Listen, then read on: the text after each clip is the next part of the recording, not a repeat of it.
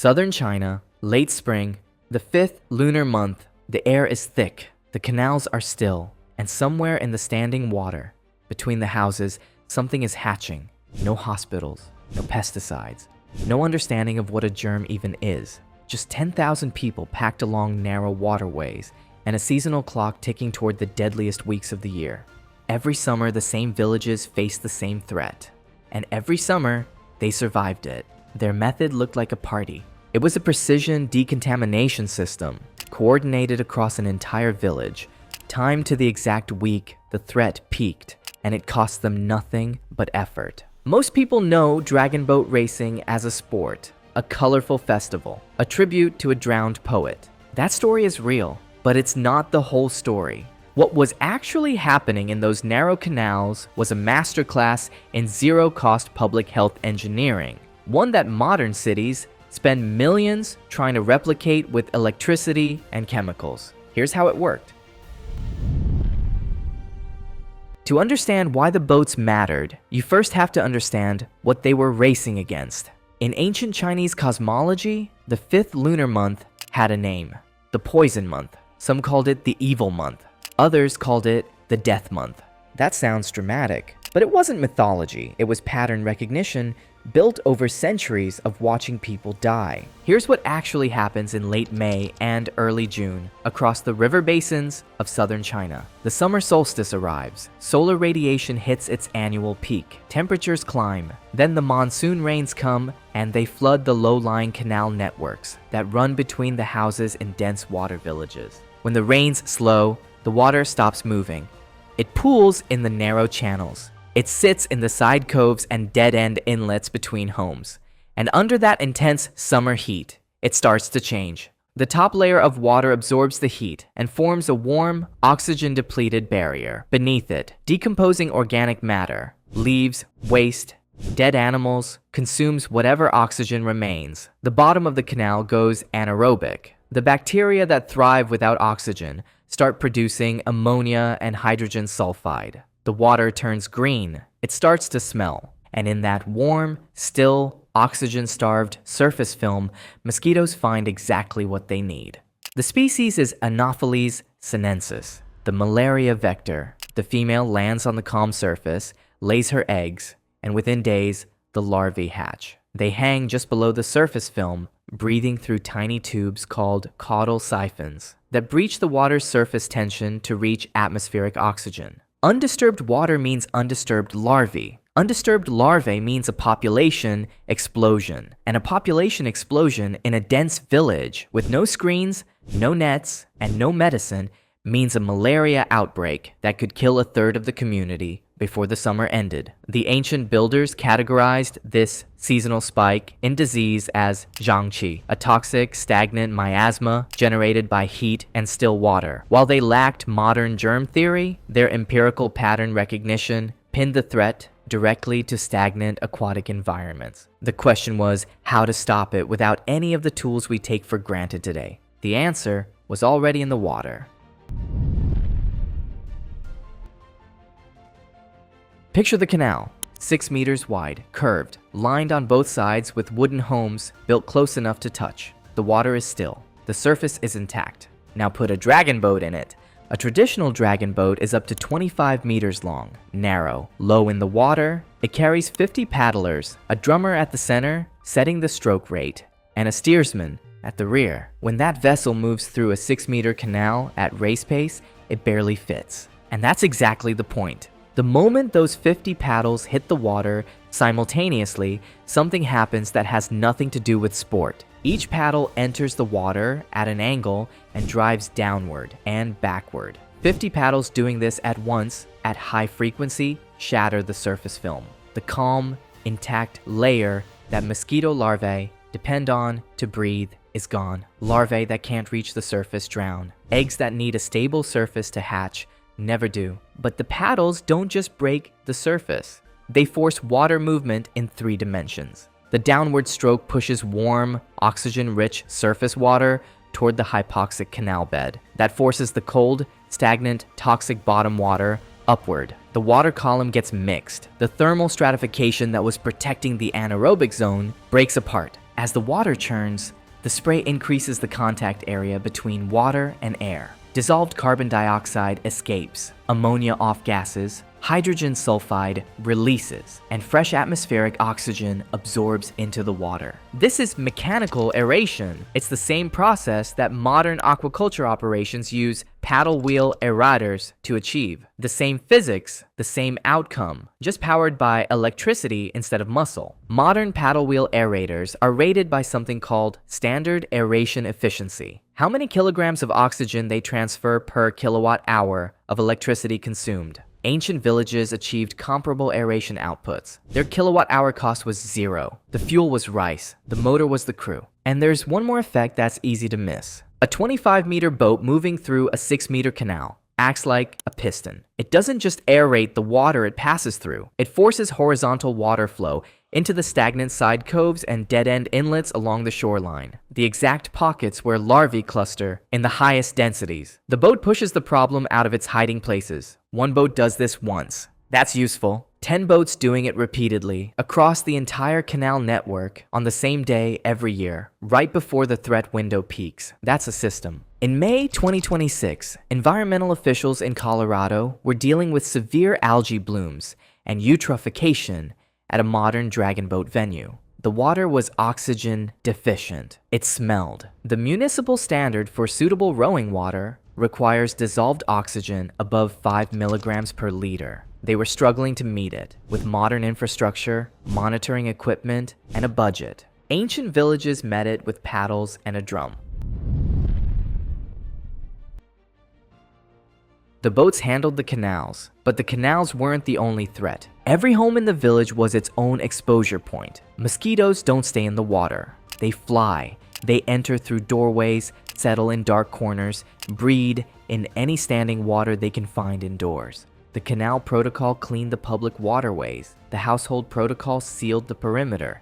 And it looked like decoration. Walk up to a traditional home during the Dragon Boat Festival and you'd see bundles of plants hanging on either side of the door frame. Mugwort on one side, sweet flag on the other. Fragrant, aromatic, and, according to the standard explanation, symbolic of good fortune and protection from evil spirits. The symbolism was real, but so was the chemistry. Mugwort, known botanically as Artemisia argi, produces an essential oil that modern gas chromatography has broken down into its active compounds. The 4 dominant ones are eucalyptol, caryophyllene, phytol, and caryophyllene oxide. Toxicological studies show that the smoke from burning dried mugwort leaves is a powerful spatial repellent against adult mosquitoes. Eucalyptol acts as a rapid knockdown fumigant. Phytol shows extreme larvicidal activity, a median lethal concentration so low it's effective against Anopheles larvae at trace amounts. In specific growing regions, mugwort essential oil matches the repellent performance of synthetic DEET. Sweet flag, Acorus calamus, works differently. Its essential oil is dominated by isotiobunone and beta-acerone. When volatilized or applied as a powder, it functions as a contact insecticide. At low application densities, the isolated compound, isotiobunone, maintains over 90% insect repellency over extended periods. Hanging these plants at the doorway wasn't passive. Air moving through the entrance volatilized the oils continuously. Every person walking in or out carried a brief chemical disturbance. The doorway became a slow-release repellent barrier. No power, no cartridges, no replacement schedule. Then there was the third layer, Realgar wine, a formulation of traditional yellow rice wine infused with powdered Realgar mineral, a naturally occurring arsenic sulfide compound. In traditional pharmacology, it was treated as a universal antidote and parasiticide. Commoners applied the mixture systematically, atomizing the wine across dark corners as an oral mist, dusting Realgar powder along wall foundations, and painting the mineral onto children's foreheads to act as a topical insecticide layer. The mechanism is real. Arsenic binds to the sulfhydryl groups of mitochondrial enzymes in target pathogens and parasites, disrupting cellular respiration and halting ATP synthesis. It's an aggressive biocide at the molecular level. It's also highly toxic by modern standards. Realgar wine samples have been found to contain dissolved arsenic concentrations over 1,000 times the legal limit for commercial beverages. This was a high-stakes trade-off. Ancient survival math accepted risks that modern medicine would never recommend. The modern equivalent of the principle is copper sulfate in agricultural pest control. Targeted toxicity as a deliberate tool, not a side effect. The point isn't to replicate the real GAR. The point is to understand the logic. When you can't call an exterminator, you use what the earth provides. And the earth, it turns out, provides quite a lot. Step back and look at the full system. The boats aerate the canals and drown the larvae. The plants seal the doorways with passive chemical barriers. The mineral compounds fortify the interior corners. 3 layers, 3 mechanisms, 3 different threat vectors addressed simultaneously. No central authority coordinating it, no budget, no supply chain. Just a community that understood its environment well enough to weaponize it. Here's the part that most history books skip. The standard origin story credits the Dragon Boat Festival to a patriotic poet who drowned himself in 278 BC to protest government corruption. Villagers raced boats to find his body. They threw rice dumplings into the water to keep the fish away from him. The festival, according to this version, is a 2,300-year act of mourning and remembrance. That story is genuinely moving. It's also historically incomplete. Anthropological evidence shows that these aquatic sanitation rituals were pioneered by the Baiyu, the indigenous water clans of southern China, centuries before the region was integrated into the centralized empire. The association between the festival and the poet wasn't recorded until the Southern Dynasties period, roughly 469 to 520 AD, in a text called Shukixi-ji. That's more than 750 years after the poet died. What actually happened is that the state co-opted an existing public health protocol and wrapped it in a narrative of civic virtue and patriotism. And that was a brilliant move. Think about the logistics of running a village-wide canal. Decontamination every single year. You need full participation. You need it on the right date. You need it to happen even when people are tired, even when the harvest is behind, even when the threat isn't yet visible. Pure logic doesn't move communities at that scale. Story does.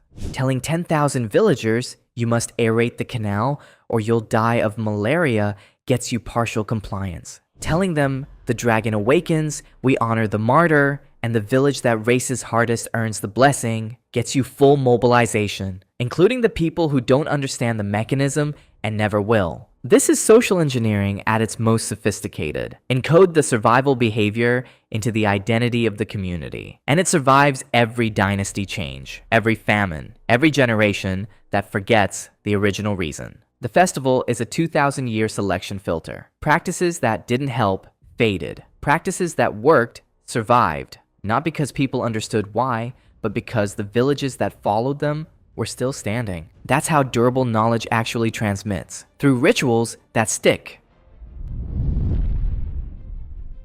Here's where this stops being ancient history and starts being a blueprint. In May 2026, a modern city was struggling to keep a lake clean enough to host a dragon boat race. Algae blooms, oxygen depletion, eutrophication. The same conditions ancient villages solved with paddles and timing were defeating a municipal water management system, backed by modern infrastructure and a full-time staff. That's a pattern. Centralized systems are efficient when they work, but they have a single point of failure: the grid. When the power goes out, the aerators stop. When the aerators stop, the oxygen drops. When the oxygen drops, the algae blooms. When the algae blooms, the vectors return. The entire chain collapses at the first link. The Dragon Boat Protocol had no single point of failure. It was distributed across every household, every paddler, every bundle of herbs, on every doorframe. You couldn't knock it out with one failure. It was the community itself.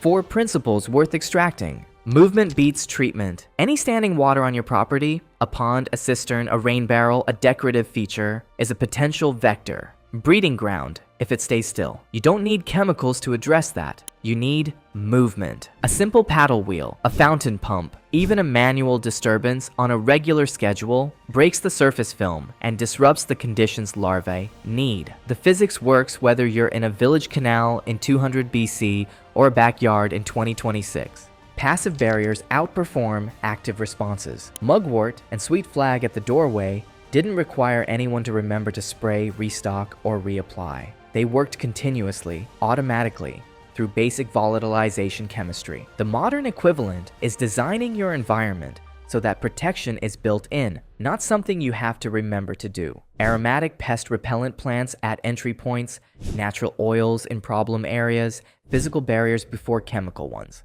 Passive systems don't fail when you're distracted. Timing is the force multiplier. The festival wasn't effective because the boats raced. It was effective because they raced on the same day, every year, right before the threat window opened. The intervention preceded the problem. That's the principle. Build your maintenance calendar around predictable seasonal risk windows, not around the moment something goes wrong. A water feature cleaned in April costs nothing. A mosquito infestation treated in July costs time, money, and health. Encode survival into habit, not decision. The most fragile point in any preparedness system is the moment it requires a conscious choice under stress. Ancient communities solved this by making the survival behavior inseparable from cultural identity. You didn't decide to race the boats. You raced the boats because that's what your village did, what your father did, what his father did. The behavior was automatic. Apply this to your own systems. Don't make resilience a project you return to when you have time. Make it a rhythm, a seasonal routine, something that happens whether or not you're thinking about it. The Dragon Boat Protocol proves something that modern infrastructure spending tends to obscure. Complex problems don't always require complex solutions. Sometimes they require coordinated simple ones. 50 people with paddles, a bundle of herbs, a calendar date,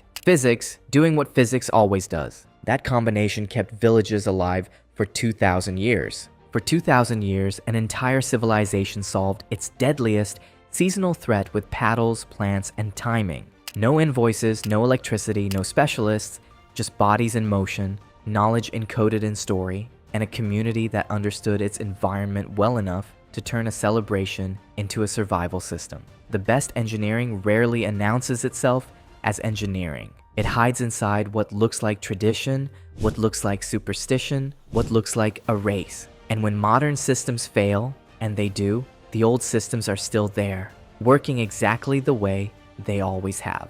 If you want to keep finding the hidden engineering inside ancient culture, the systems that look like ritual but function like infrastructure, subscribe, because there's a lot more of it along the Silk Road, and most of it has never been explained this way.